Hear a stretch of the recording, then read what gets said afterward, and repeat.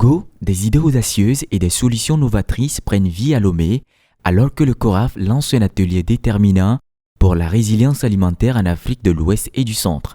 Le Conseil Ouest et Centre africain pour la recherche et le développement agricole a lancé ce 24 avril un atelier à cette fin.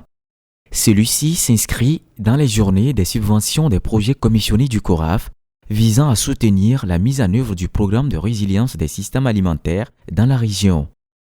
L'objectif de cet atelier est clair. Partager le contenu des propositions de projets pour recevoir des suggestions d'amélioration et clarifier les procédures de gestion financière. Vous êtes tous témoins qu'on parle beaucoup de développement de technologies. Étant donné que ce n'est pas gratuit, nous disons faites en sorte que les technologies que vous allez développer puissent être au niveau de nos ressources. Si tu dois payer quelque chose, tu n'as pas les moyens, tu ne peux pas. Ça c'est un. Deuxièmement, la richesse de la famille paysanne rurale, c'est les petits ruminants et la volaille. On n'a qu'à faire tout pour faire disparaître les maladies qui tuent les petits ruminants et les volailles. Ça, c'est fondamental. Et troisièmement, il faut faire en sorte que dans ces projets-là que nous allons discuter, qu'on n'attende pas d'aller jusqu'au bout pour apporter les résultats. C'est dans la réalisation qu'il faut impliquer les organisations, faire des démonstrations au fur et à mesure dans les fermes.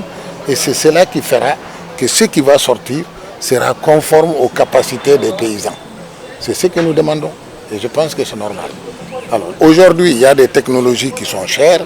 Les gouvernements doivent préfinancer. Parce que si nous, les technologies sont capables de transformer nos activités et qu'on n'a pas les revenus pour acheter, il faut que les États mettent de l'argent là-dedans.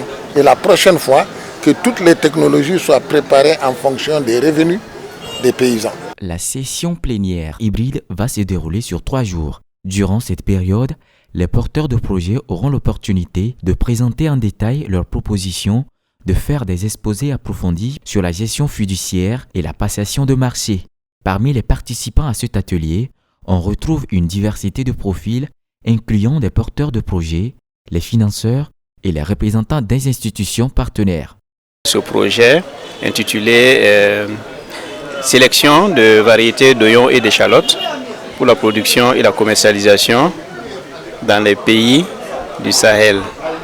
Et le projet engage 4 partenaires dont 3 pays, le Mali, le Burkina et le Niger, et World Veg, qui est le Centre mondial des légumes, comme partenaire associé. Alors, ce projet répond à un souci de disponibilité de l'oignon en toute saison en Afrique de l'Ouest. Vous savez que c'est un légume qui est beaucoup sollicité et les pays du Sahel en produisent en bonne quantité, mais seulement lors de la saison favorable. Une fois qu'on sort de cette saison, on devient importateur d'oignons des pays comme la Hollande. Et pourtant, on dispose de toutes les ressources pour pouvoir produire l'oignon en toute saison. Alors, vu que la demande chaque année est de plus en plus croissante, les producteurs ont exprimé le besoin d'avoir des variétés adaptées, d'avoir des techniques de production qui leur permettent d'avoir en tout cas les mêmes rendements qu'en saison fraîche. Donc, l'idée de ce projet, c'est de mettre à la disposition justement des producteurs des variétés adaptées et des techniques de production adaptées à la saison humide, donc en saison pluvieuse, ce qui va permettre d'étendre la disponibilité de l'oignon dans les pays. Je représente SIFOR ICRAF Bamako. Je suis ici avec ma collègue Catherine Damele qui vient du Burkina, qui est la scientifique chargée de ce projet. Dans ce cadre-là, nous allons apprendre mieux les procédures administratives et financières. Qui parle des procédures administratives, parle de la gestion de contrats, de la gestion des partenaires, qui parle des procédures financières aussi, parle du reporting financier et du budget aussi.